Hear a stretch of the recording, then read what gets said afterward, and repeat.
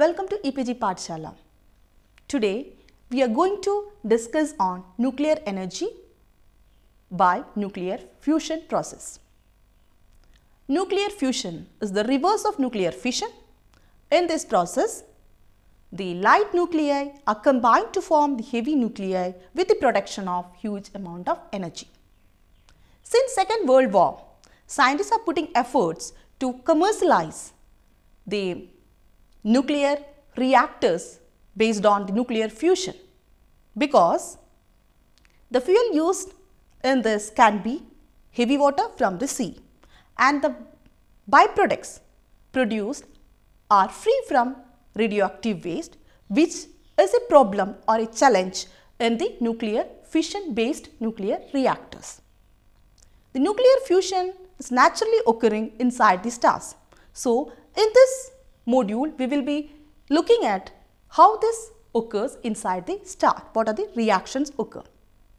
We will also see what are the benefits as well as challenges of this nuclear fusion based reactors. We will be looking into the scale up process or the efforts taken by various countries as well as our own country, Indian fusion program.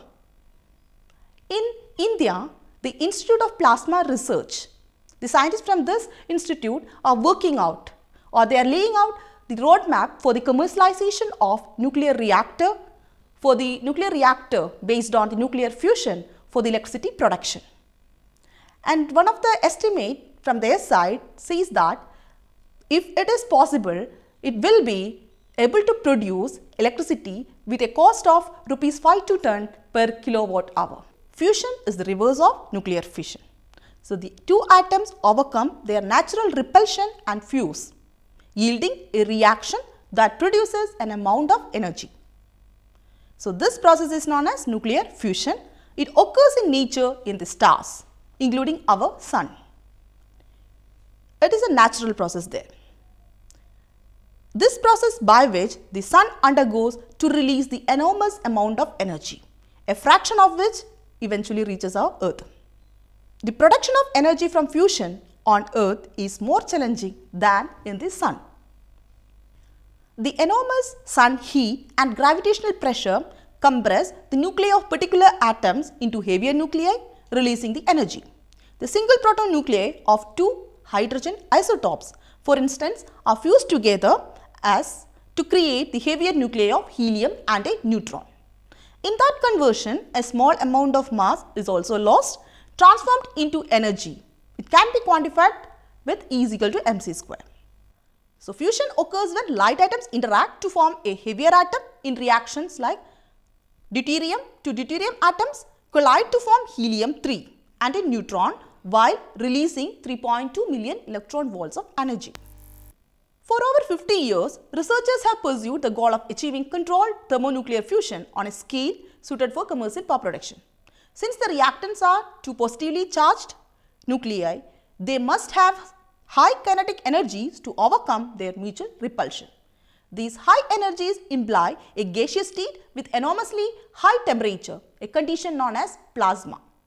Because the solid materials cannot exist at plasma conditions and plasmas would be cooled by the presence of solids, magnetic confinement of plasmas have been one approach to achieving thermonuclear plasma.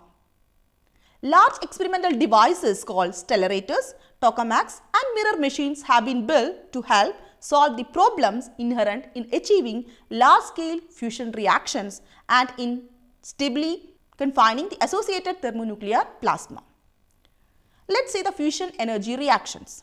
The fusion reaction that is easiest to perform between two hydrogen isotopes. Deuterium extracted from water and tritium generated during the fusion reaction through contact with lithium. When deuterium and tritium nuclei fuse, they form a helium nucleus, a neutron and lot of energy. The fusion reactions are as deuterium plus tritium produces helium-4, neutron and 17.6 million electron volt. Tritium can be bred from lithium-6 in a blanket around the torus using neutrons from the reaction. lithium-6 plus neutron will produce helium-4 and tritium along with 4.8 million electron volt. Deuterium is relatively abundant in seawater and can be harnessed for this fusion reactions. Two nuclei of hydrogen atom can fuse together. Both nuclei are positively charged and therefore repulsion can occur. Only if they are moving very fast, when they collide, will they smash together, fuse and thereby release the energy. So, the moving should be very fast between these two nuclei. Let's see the nuclear fusion reaction occur in the stars. In the surrounding atmosphere of the star, found huge amount of hydrogen and helium nuclei. The fusion of nuclei in a star starting from its initial hydrogen and helium and provides energy and synthesizes new nuclei as the byproduct of fusion process. The main energy producer in the sun is the fusion of hydrogen to form helium, which occurs at a solar core temperature of 15 million Kelvin. The net result is a fusion among the 4 protons into 1 alpha particle with the release of 2 positrons, 2 neutrinos and an enormous amount of energy. Several chain reactions are continuously going on and depending on the mass of the star. For the stars having a size equal or smaller to Sun, the proton-proton chain reactions are dominated. In heavier stars, the CNO cycle is more prominent and you can see in this figure the proton-proton chain reactions in the stars. Now, we will see what are the requirements for nuclear fusion reactions. For the optimum and better perform of nuclear fusion reaction, the requirements are the optimum and very high temperature, as I told you, to separate the electron from the nucleus, approaching this beating electrostatic repulsion forces. The gaseous mass consisting of electrons and free atoms is called highly ionized plasma. So, plasma condition should be there. Confinement to keep the plasma at an elevated temperature for the minimum time required is also needed. Sufficient plasma density to which cores are close to each other and can generate the nuclear fusion reactions. Coming to the confinement of nuclear fusion reactions. The use of conventional landfills for nuclear fusion reactors is not possible due to high temperatures of the plasma. For this reason, 2 important methods of confinement are the nuclear inertial confinement fusion and nuclear magnetic confinement fusion. Nuclear inertial confinement fusion consists of creating such a dense medium particles that do not have a chance to escape without hitting each other. A small sphere composed of deuterium and tritium is hit by a laser beam, causing thus their implosion. Then it becomes denser and explodes under the effect of nuclear fusion reaction. So, this is ICF or inertial confinement fusion. Nuclear magnetic confinement fusion, in this process, electrically charged plasma particles are trapped and confined through the action of a magnetic field space. The most developed device has a toroidal shape and it is called tokamak. What are the fuels used for nuclear fusion reactions? We have already seen the light nuclei, mainly deuterium and tritium are used. Deuterium is stable isotope consisting of a proton and neutron. They endure in the water. 1 atom per 6,500 atoms of hydrogen, you will be having this deuterium. It means in seawater, there is a concentration of 34 grams for every cubic meter of water. The energy content of deuterium is so high that the energy of deuterium can get a liter of seawater and it is equivalent to the energy can get 250 liters of oil. So that nuclear fusion is an inexhaustible source of energy because on earth 3/4 part is covered by the ocean. The other element used in nuclear fusion is tritium, the radioactive isotope of hydrogen. It is composed of 1 proton and 2 neutron by beta emission decay. The tritium is limited in nature. It can be generated by neutron capture reactions with the isotopes of lithium. While lithium is an abundant material in the earth crust and in the seawater. Now see what are the global efforts taken.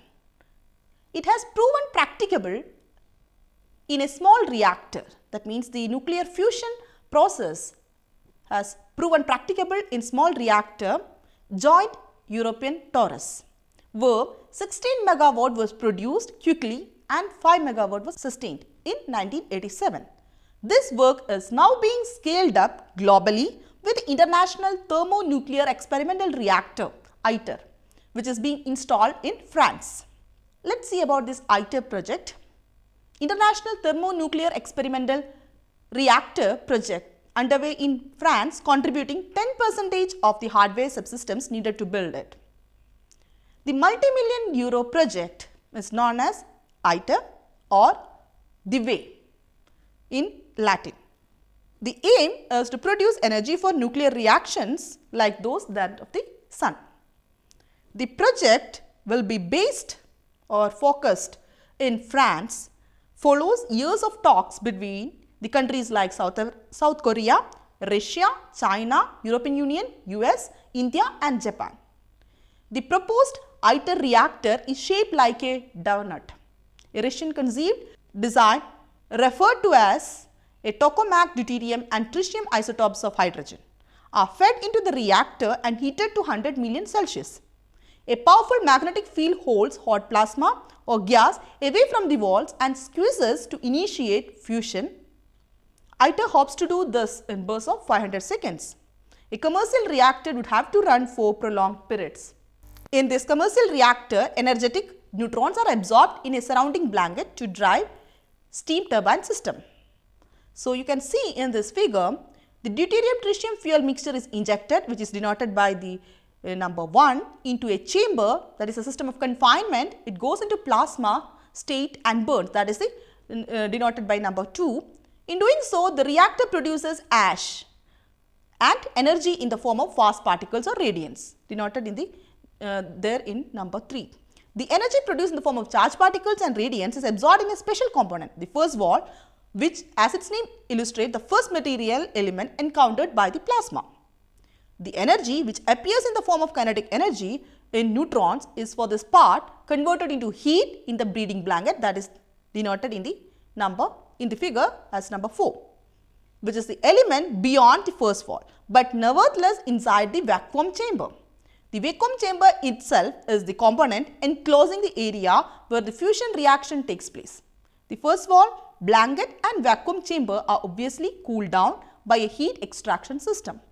The heat is used to produce steam and supply a conventional turbine and alternator electricity producing system, which is denoted by number 5. So, this is ITER project as well as the reactor design. So, you can see the Indian fusion program. So, from 1986 to 2050.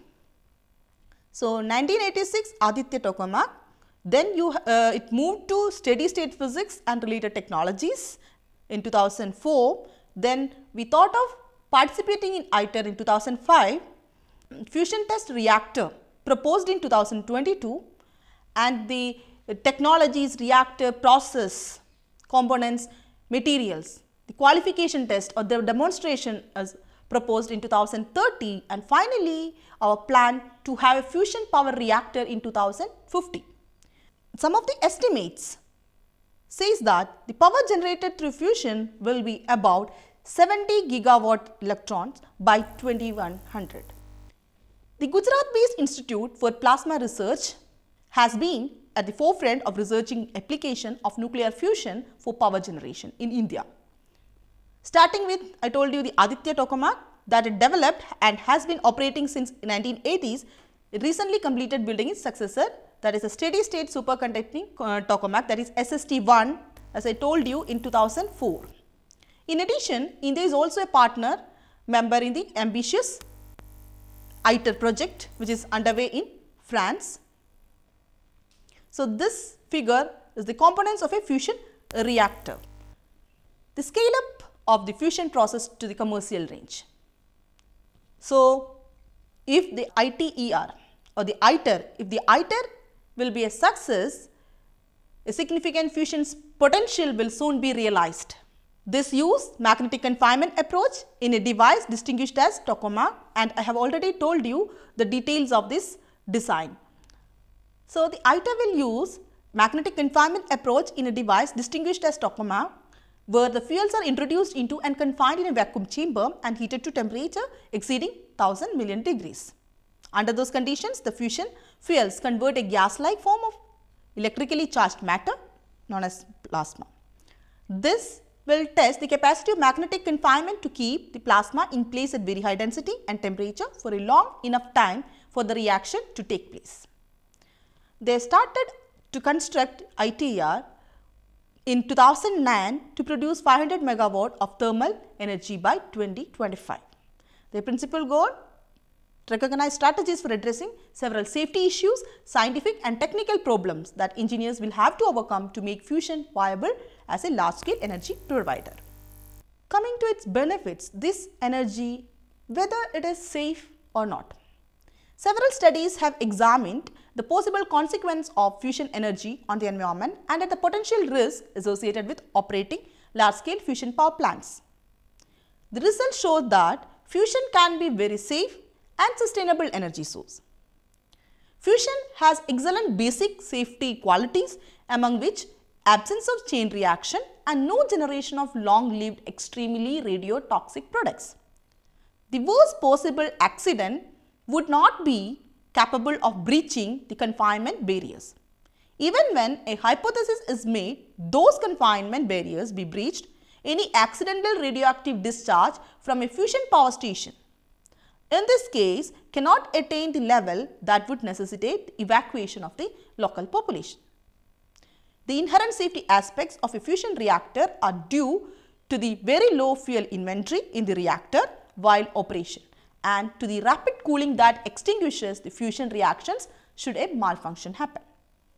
Of the fuels, lithium and deuterium are not radioactive. However, tritium is radioactive with a short life of 12.6 years. As tritium is generated and used inside the reactor, no transport of radioactive fuel is required. At the end of fusion power station's working life, the radiotoxicity in the reactor chamber and additional structural and waste substances will decay quickly.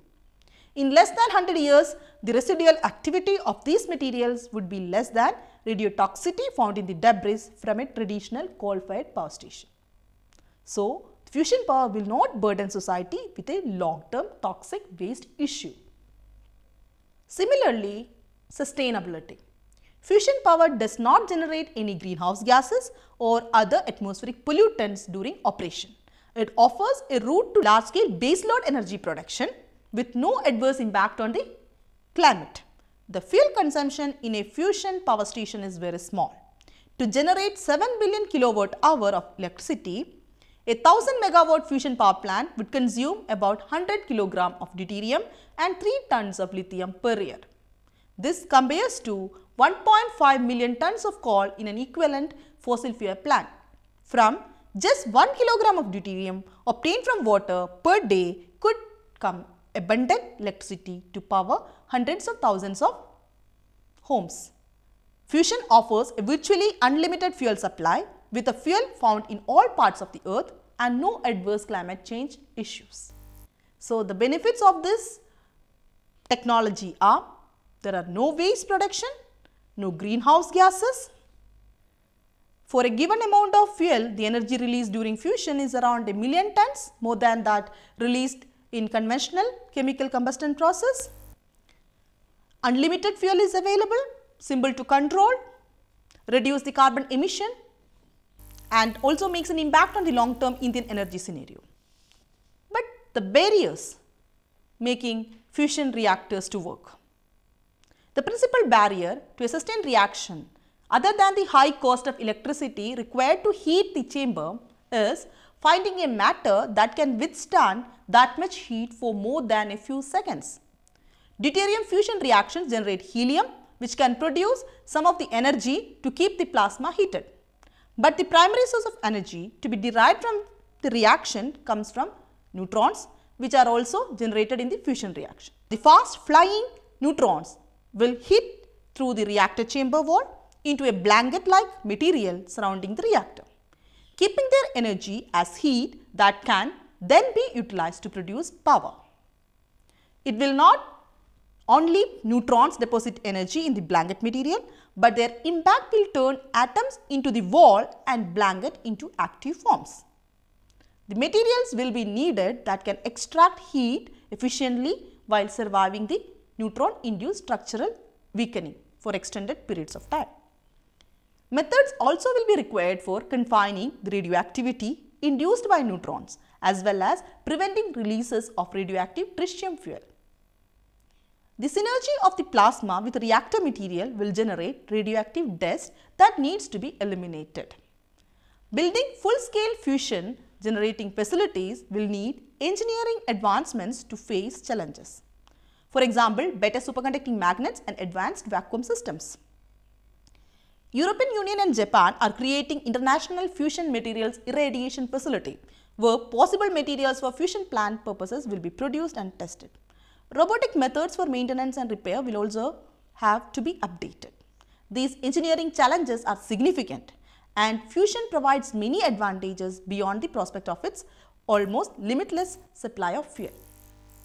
So, the disadvantages are energy input versus energy output, because the extremely high levels of heat are necessary, expensive construction costs, and little understanding about the process, because this process is very new form of energy and only way it would be truly usable on a large scale production is if cold fusion was perfected.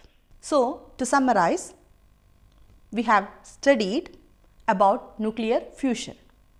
This process is combination of lighter nuclei produce heavier one with the production of energy.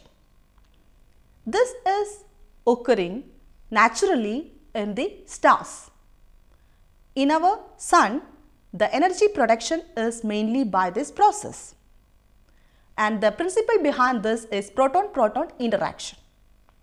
We have seen what are the requirements for the nuclear power fusion power plant, and in that plasma condition is must, and the confinement. In confinement we have seen the nuclear inertial confinement fusion and nuclear magnetic confinement fusion.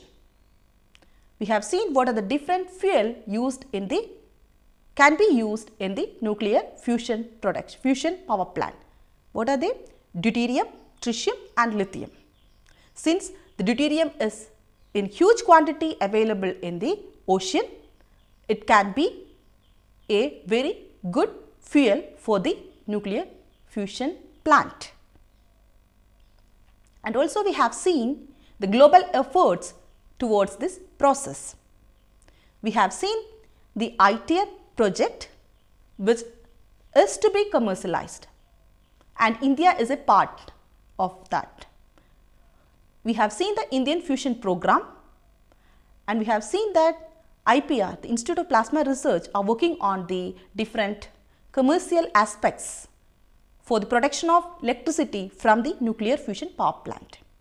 We have also studied about the benefits, advantages of nuclear power plant or the nuclear energy by the nuclear fusion process.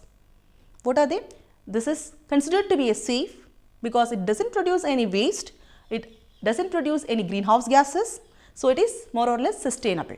The barriers in the nuclear fusion technology are the cost factor is the major one, the installation as well as the maintenance cost, and as well as the matter in which this high heat can be absorbed, that is the plasma condition is also major barrier in this technology. Thank you.